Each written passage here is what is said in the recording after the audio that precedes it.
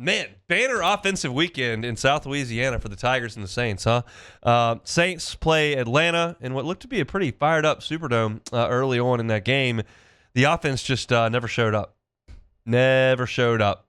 Thought the defense was okay. Not great, but okay. Gave up 24 points. Did a decent job on Bijan Robinson other than one run. But the offense just no-shows. You have a pick six, and that's all you have to show offensively. One field goal. And it's a miracle Grupe made that one. We'll talk about that more. But you got down in the red zone 3 times. You can't score a touchdown. You get down there inside the 5. It's disjointed, and there's Taysom involved, and you're throwing the ball. It's just awful, awful execution down there inside the 5-yard line for an NFL football team. And it's disheartening, truly, to come out of a bye week at home against a team that Bryce Young has torched and just have nothing. And like, I have low expectations for this Saints team, this roster, this year, week to week. I picked the Falcons to win on Friday because I didn't think that I was going to count on the Saints to go out there and play 2 really good football games in a row. Like, that's a lot for me to ask. But even though my expectations are very low, when you come out of a bye, I need you healthy, and I need you to have some things that look really good and really efficient. And the Saints had none of that on Sunday. The Falcons are a garden variety NFL defense. And for your offensive-minded head coach to come out of a bye week and produce 3 points on offense is concerning. It's not disqualifying from the job. It doesn't destroy the future of the organization in this era of Saints footballs. But it's his first time to come out of a bye week, and that's disheartening to have that product on the field. When I look at the Saints rushing numbers, and it's disgraceful. Like, Kamara before he got hurt, 3 carries for 11 yards. Okay. Taysom Hill, 10 carries for 17 yards. Like, Taysom hasn't done anything all year. And they continue to give him the ball and feature him game in and game out, and it hasn't worked. 10 carries in this game led the team, and he was averaging 1.7 a carry. Now, I realize you get the snap over his head. That hurts the yardage total. But still, it's not as if he was getting a bunch of chunk plays. His long run of the day was 4 yards. Devin Neal actually did run the ball effectively when you got down in the red zone, and then you abandoned him on that drive. Tyler Shuck led the Saints in rushing on Sunday. 7 carries for 22 yards. That's the tops. It's going to be tough to win an NFL football game when your marginally athletic quarterback is leading you with 22 rushing yards. Like, that's just a non-starter. So I thought Shuck did a couple of decent things. Throwing the ball, the pick, okay. But the running game's non-existent. The offensive line's not good enough. The game plan and the execution of that game plan were substandard coming out of a bye week, and the result is you only score 3 offensive points. Defense was okay. I mean, Cousins is washed, but defense was okay. I could live with 24 points, but the offense just no-showed. And that brings us to the next portion of this. It is 1:34 p.m. on Monday, and Blake Grupe is still under contract with the New Orleans Saints. Someone tell me why. Don't worry, I'm working on it.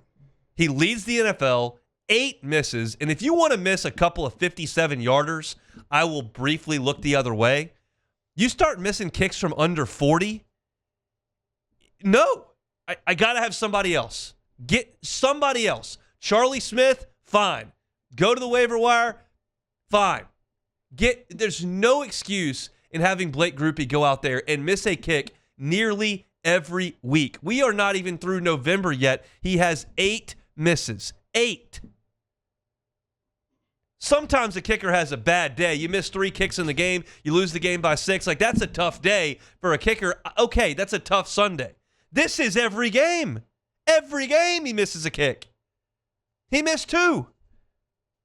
No shot. I would keep it. You've got to go get another kicker. Now, let's pivot to what does that mean, go get another kicker? Well, the Saints are currently having some tryouts at kicker. Cade York is one of the kickers they're trying out. Former LSU Tiger, mid-round pick, Cleveland Browns. It's been a rough go in the NFL for Cade York. But I'm open to trying him out. He's obviously a big-time talent.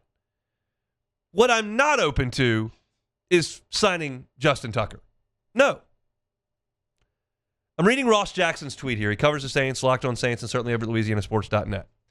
Justin Tucker was reinstated on November 11th after serving a 10-game suspension tied to allegations from 16 massage therapists of sexually inappropriate behavior during massage sessions taking place between 2012 and 2016. Tucker denied the claims. He did not appeal the suspension. The Saints have 2 wins. They are one of the worst teams in the NFL. They are going nowhere in a hurry this year. There's a court of law for a reason, and the NFL has rules that you abide by, and I'm not here to convict nor vindicate Justin Tucker on these charges. That's not really my concern right here, right now. It's overwhelming. 16 massage therapists is overwhelming, but I'm not here to litigate that at all. What I'm telling you is there's no need to bring in a 36-year-old kicker who just came off his worst year in the NFL, who has this kind of baggage, into the locker room for the final 2 months of the season. There's no reason to do that. Every move that you make as an organization should have some eyes on the future. I would argue bringing in a kicker who is well past his prime for a wasted season is not. I'm not even talking about the fact that he's got trouble off the field. That's just not productive. Give Charlie Smith a try. He's young. He might be your kicker for 10 years. Who cares who kicks for you this coming week? That doesn't matter. Whether you win or lose doesn't really matter in the grand scheme of the organization. Find a young guy you might be able to cling to. I'm okay if you sign a new young kicker every week until you find one you like. Kick one this week, kick one the next week. Go sign a third one the next week until you find a kicker that is young that you feel like could be your kicker of the future. Now, I realize that there's somebody in black and gold who would say, well, we have a young kicker. It's Blake Grupe. Like, that's the guy that could be our kicker of the future. Wrong answer. He's not. He may catch on somewhere else. He may pull a Baker Mayfield and be awful at the place that drafted him and then go on to play in a Pro Bowl. But, like, you got to look elsewhere at this point, and not Justin Tucker. There's like 5 reasons not to sign Justin Tucker. We could have a full discussion about this if the Saints were 10-2 right now and on the verge of a Super Bowl. I had the Chicago Cubs. Y'all know I'm a Cubs fan. They traded for Aroldis Chapman in 2016. The guy had just shot up a garage with his pregnant girlfriend inside. Like, that's not a great move. But he was a really good pitcher. So when he got out there on the mound and he had the Cubs jersey on, like, you just grit your teeth and you pull for the team. Because the league didn't suspend him. He's not in trouble by a court of law. Like, he's good to play. And that's just an example for me personally. And if the Saints are on the verge of playing for a Super Bowl, we'll discuss whether or not a guy who has served his NFL suspension should be on this team or not. And there would be some that say, I absolutely do not want him. And there would be some that say, yes, he did that. He got his suspension. He's served his suspension. He's eligible to play. We're trying to win. Put him out there. And neither one of those sides, to me, is right or wrong. It's just a matter of opinion. But as we sit here right now, and the New Orleans Saints are a team that's going nowhere, how about you try to do something productive for the future of the organization and bring in a young kicker, or let Charlie Smith, who's already in the building, go out there and do this? I do not understand the Justin Tucker thing. He was a mediocre kicker last year. Yeah, at one point he was potentially the greatest kicker in the history of the NFL. That was 5 years ago. It's not now. Sign someone new. Sign someone young. And find a kicker. Quarterback's tough. Left tackle's tough. Edge rusher, that's tough. True number 1 wide receiver, these are tough to find. Kicker, you can generally find one. And the Saints need to do that, because watching Blake Grupe go out there week after week after week and fail is something that you can do without.